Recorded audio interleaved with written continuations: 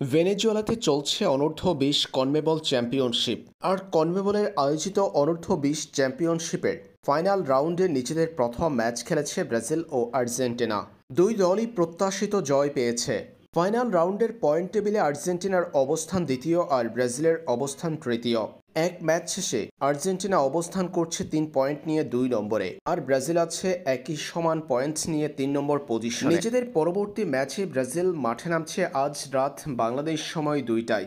আজ বাংলাদেশ সময় রাত 2টা ব্রাজিল মাঠে নামবে কলম্বিয়া অনূর্ধ্ব-20 দলের বিপক্ষে, যারা পয়েন্ট টেবিলে সবার উপরে অবস্থান করছে।